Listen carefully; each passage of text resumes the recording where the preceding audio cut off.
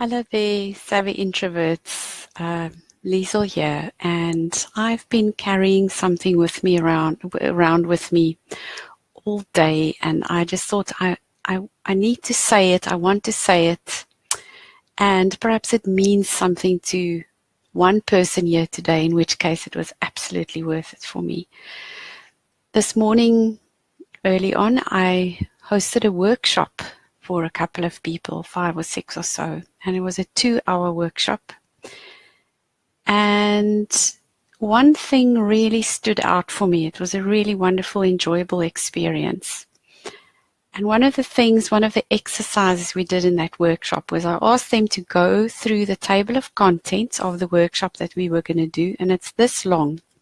You see how to hold the paper that long, and plus that page over there.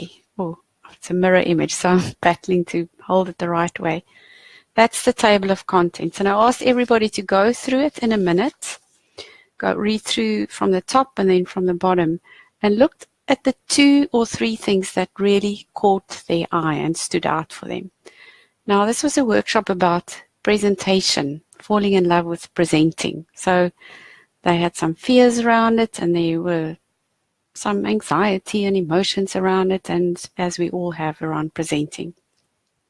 So I expected them to pick, things around fear or so that stood out for them in the table of contents.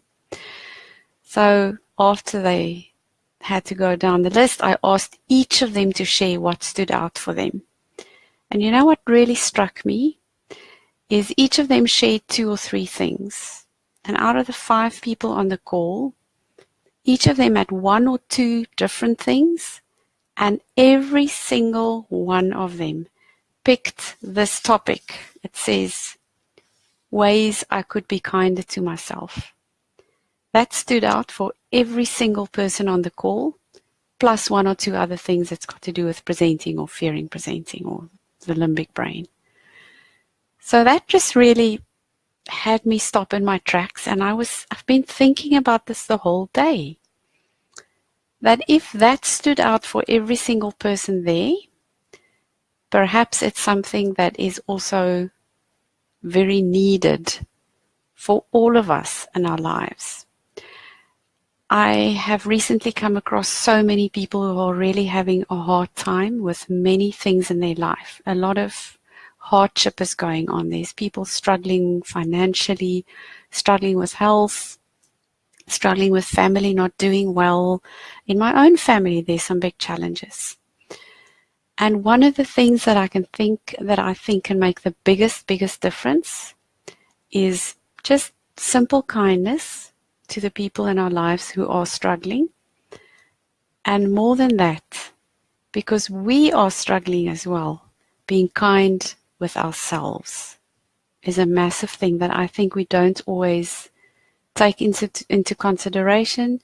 We are kind very, very easily with other people. We give other people what they need. We make sure that they are comfortable and that we take care of them and how they feel and their emotions. Often introverts are very, very caring, kind, generous, and gentle people. And we forget to include ourselves in all of that kindness. A sentence I learned a while ago in a beautiful course that I was on was, kindness that does not include myself is not complete. So perhaps I can leave you with that thought today, is to start finding ways to be kind with yourself. And if that's not easy for you, start by acknowledging that and getting curious about why that is not easy for you. Where did you learn that? Where did you learn that it's not okay to include yourself in the kindness that you bring into the world?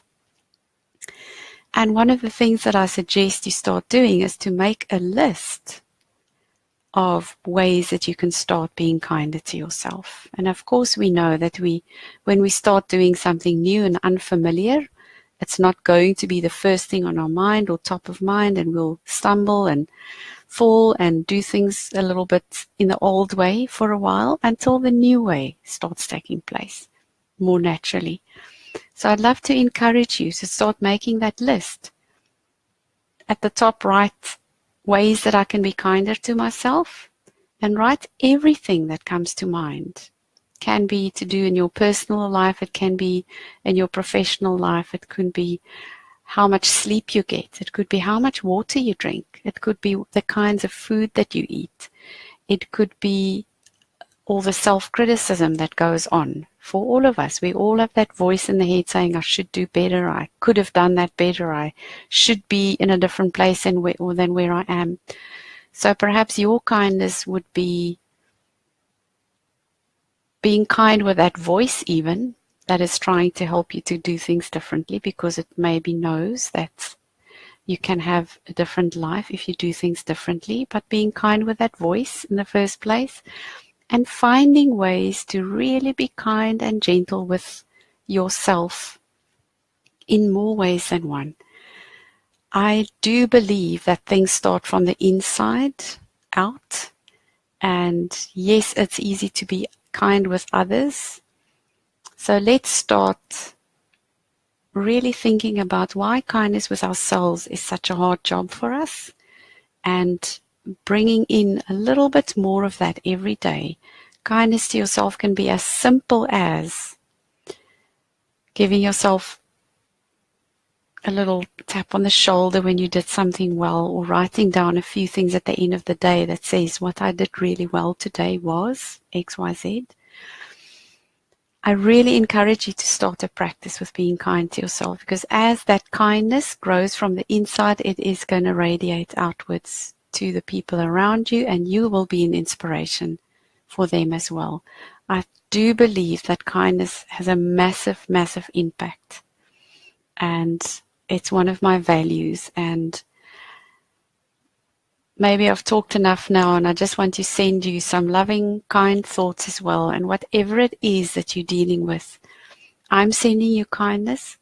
And please also start being kind with yourself. Send yourself some kindness in that process of being kind to others as well. I wish you a wonderful day and kindness. Thank you for watching.